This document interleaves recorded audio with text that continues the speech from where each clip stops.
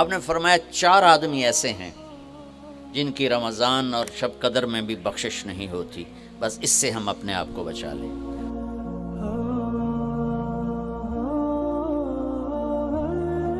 ایک بڑی اہم بات میں آپ کے سامنے عرض کرنا چاہتا ہوں، رمضان کی دولت کس سے ملے گی، رمضان کی برکات کس سے ملیں گی اور کون محروم ہو جائے گا؟ آپ نے فرمایا 4 آدمی ایسے ہیں جن کی رمضان اور شب قدر میں بھی بخشش نہیں ہوتی، بس اس سے ہم اپنے آپ کو بچا لیں۔ کون ہے یا رسول اللہ؟ آپ نے کہا مدمن خمرن، شراب کا عادی، کبھی کوئی پی لے توبہ کر لے، میں اس کی اجازت نہیں دے رہا ہوں، مدمن کا لفظ ہے کہ جو روزانہ شراب پیتا ہے، اس کی رمضان میں بخشش نہیں۔ عاق لوالدیہ، جو ماں باپ کا نافرمان ہے، اس کی بخشش نہیں۔ قاطع الرحم، رشتہ داروں سے لڑنے والا، اس کی بخشش نہیں۔ المشاحن، دل میں بغض رکھنے والا، اس کی بخشش نہیں۔ ہر وہ چیز جو میرے آپ کے لیے نقصان دہ اللہ نے حرام کر دی، ہر وہ چیز جو میرے آپ کے لیے مفید ہے اللہ نے حلال کر دی۔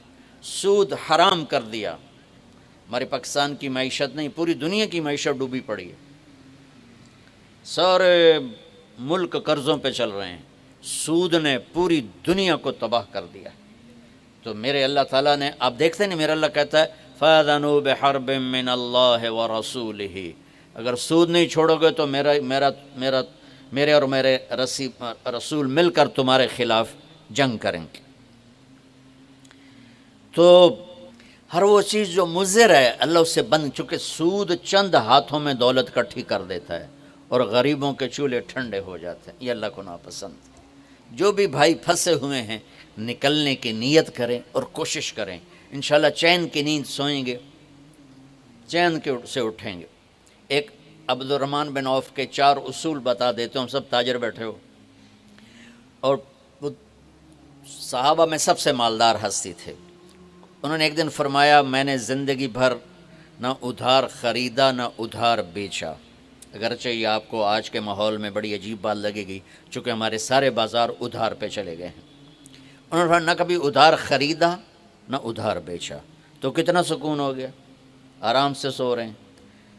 اب ہماری تجارت میں ادھار خرید رہے ہیں ادھار بیچ رہے ہیں، کبھی وہ تنگ کرتا ہے کبھی یہ تنگ کرتا ہے، تو ایک اس موبائل نے تباہی پھیر دی، باقی کسر اس نے پوری کر دی۔ ٹوائلٹ بھی فون سن دے بیٹھے،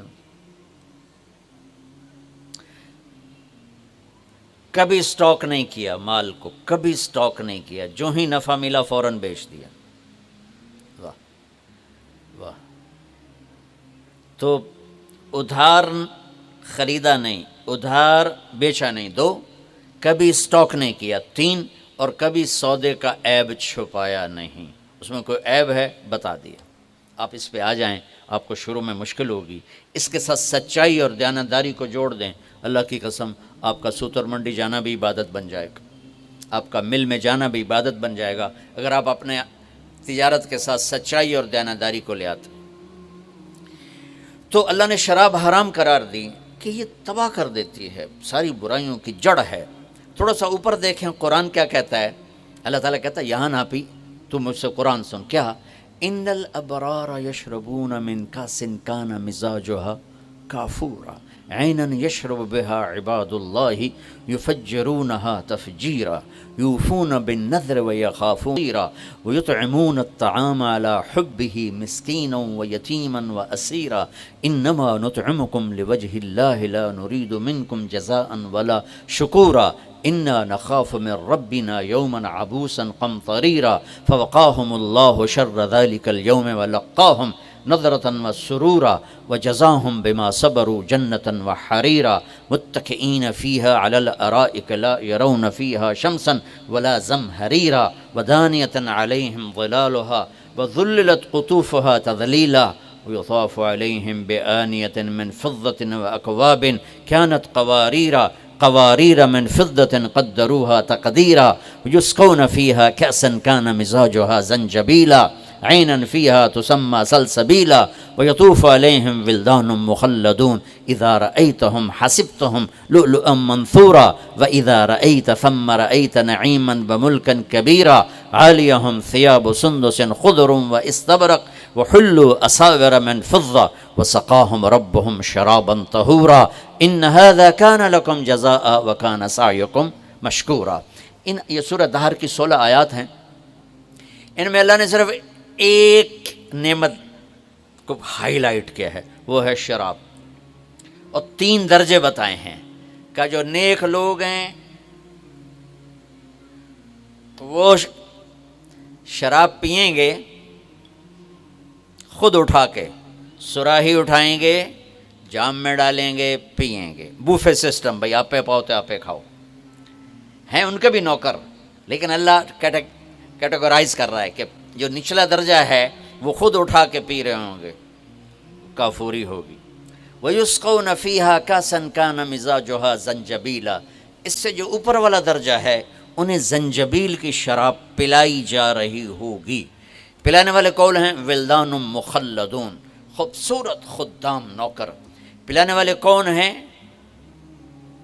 اب یہ تو اتنی مستورات بیٹھی ہیں، جنت کے حوریں، وہاں سوکن پڑا کوئی نہیں ہوگا، خوش رہو۔ اور میرے نبی نے فرمایا تمہیں پتہ ہے وہ کن ہاتھوں سے تمہیں جام پکڑائیں گی کہ اگر اس کے ہاتھ کی انگلی کا یہ فنگر ٹپ سورج کو دکھا دیں تو سورج نظر نہیں آئے گا، ان ہاتھوں کے ساتھ وہ تمہیں جام پیش کریں گے۔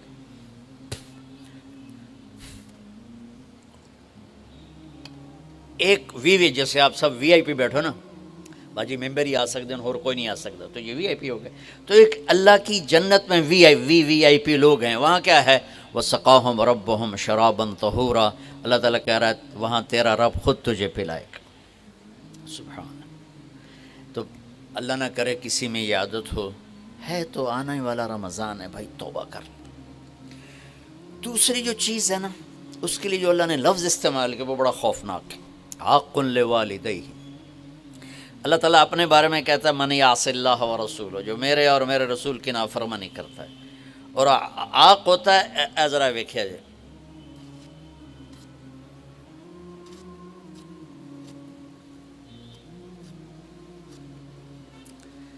اس کو میں نے اتنا چیر دیا ہے کہ یہ جڑ نہیں سکتا، دیکھ لیا آپ نے؟ وہ کوئی بول لو تو صحیح، ہاں ٹھیک، یہ اب جڑ نہیں سکتا، کسی اتنا پرزے کر دیا ہے۔ آقا کہتے ہیں کسی کو پرزے کر دینا، چیر کے رکھ دینا۔ تو یہاں بڑا خوفناک لفظ اللہ نے نبی نے استعمال کیا کہ جو اپنے ماں باپ کے دلوں کے ٹکڑے کر دے، جگر کو جلا کے رکھ دے، اس کم بخت کی پورے رمضان میں بخشش نہیں ہوگی۔ کبھی آواز اونچی ہو جانا فطرت ہے، کبھی سخت بول جانا فطرت ہے، انسان ہیں، بشر ہیں، بچے بھی اکھڑ جاتے ہیں، لیکن ایک وہ ہے بندہ جس نے اپنے ماں باپ کے دل کو جلا کے رکھ دیا۔ ہمارے قریبی پڑوسی ذمہ دار تھے، میرے والد صاحب کے تعلق والے، فوت ہو گئے، مجھے ملنے آئے، کہنے لگے بیٹا ہمارے بیٹے نے ہمیں اتنا تنگ کر دیا ہے، وہ آگ میں جل رہا ہو تو ہم میاں بیوی اس کے لیے دعا نہیں کریں گے کہ یا اللہ انہوں بچا لے۔ باپ، والد اور والدہ مل کر یہ بات کر رہے ہیں کہ اگر جل رہا ہو ہمارے سامنے آگ میں تو ہم اس کے لیے دعا نہیں کریں گے کہ یا اللہ اس کو بچا لے۔ دلوں کو ٹکڑے کر دینے والا، ماں باپ کے دل کو، جگر کو چیر دینے والا، وہ ساری رات میرے نبی نے فرمایا جس نے ماں باپ کو دکھ دیا اس پہ اللہ کی لعنت، اس پہ فرشتوں کی لعنت، اس پہ زمین آسمان کی لعنت، نہ ان کی نماز قبول ہے، نہ روزہ قبول ہے، نہ صدقہ قبول ہے۔ میرے نبی جنت میں گئے تو آپ نے تلاوت سنی، آپ نے کہا یہ کون تلاوت کر رہا ہے؟ کہا جی حارثہ بن نعمان۔ تو آپ بڑے حیران ہوئے، حارثہ بن نعمان تو زندہ بیٹھا ہے، اب میں آپ سپیکر کوئی مل جل کے آپ کو 1000-1200 کا مجمع ہے تو آپ کے لیے سپیکر لگا ہوا ہے، حارثہ مدینے میں قرآن پڑھتا ہے، 7 آسمان کو چیر کے آواز جنت میں چلی جاتی۔ آپ نے کہا وہ کیسے؟ کہا جی ماں کی ایسی خدمت کی ہے کہ جب قرآن پڑھتا اللہ ساری جنت کو سناتا ہے. سبحان. اور آپ کو قرآن سے بتاؤں، وَقَضَىٰ رَبُّكَ أَلَّا تَعْبُدُوا إِلَّا إِيَّاهُ. اللہ نے اپنا حق صرف ایک آیت میں بتایا. اب سننا، وَبِالْوَالِدَيْنِ إِحْسَانًا إِمَّا يَبْلُغَنَّ عِندَكَ الْكِبَرَ أَحَدُهُمَا أَوْ كِلَاهُمَا فَلَا تَقُل لَّهُمَا أُفٍّ وَلَا تَنْهَرْهُمَا وَقُل لَّهُمَا قَوْلًا كَرِيمًا وَاخْفِضْ لَهُمَا جَنَاحَ الذُّلِّ مِنَ الرَّحْمَةِ وَقُل رَّبِّ ارْحَمْهُمَا كَمَا رَبَّيَانِي صَغِيرًا رَبُّكُمْ أَعْلَمُ بِمَا فِي نُفُوسِكُمْ إِن تَكُونُوا صَالِحِينَ فَإِنَّهُ كَانَ لِلْأَوَّابِينَ غَفُورًا.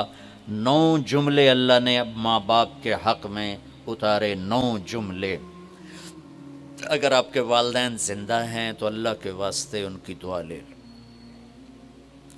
ایک خاتون نے پیغام بھیجا، جی میرے خاوند انتقال ہو رہا ہے، کلمہ نہیں پڑھا جا رہا. صحابی علقمہ رضی اللہ تعالیٰ. آپ تشریف لے گئے. اب کہلوانے والے رسول اللہ اور کہنے والا صحابی. آپ نے کہا بیٹا کہو لا الہ الا اللہ. کہا جی کہا نہیں جاتا. بول رہا ہے کلمہ نہیں پڑھا جا رہا. تو آپ نے فوراً پوچھا والدین میں کون زندہ ہے؟ کہا جی ماں. آپ نے پوچھا ناراض ہے؟ کہا جی ہاں. تو آپ نے پیغام بھیجا آپ آتی ہیں یا میں آ جاؤں؟ انہوں نے کہا نہیں یا رسول اللہ میں ہی آ جاتی. وہ آئیں تو آپ نے کہا آپ اپنے بیٹے سے ناراض ہیں؟ کہا جی میں ناراض ہوں. کیا ناراضگی؟ اب سننا ذرا کیا ناراضگی ہے. کہا یا رسول اللہ کوئی گلہ نہیں اس کے دین کا، راتوں کو اٹھ کے تہجد میں قرآن پڑھتا ہے، دن میں روزے رکھتا ہے، لیکن جب بھی مجھ سے بات کرتا ہے تو بڑی بدتمیزی سے کرتا ہے، اوکھا ہو کے بولتا ہے، تو اس سے میرا دل ٹوٹ گیا ہے. آپ نے فرمایا معاف کر دو. تو اتنی دکھی تھی اللہ کے نبی کے کہنے پر بھی کہا یا رسول اللہ میرا جی نہیں چاہتا میں اسے معاف کروں. آپ نے فرمایا اگر میں اسے آگ میں جلاؤں تو سفارش کرو گی؟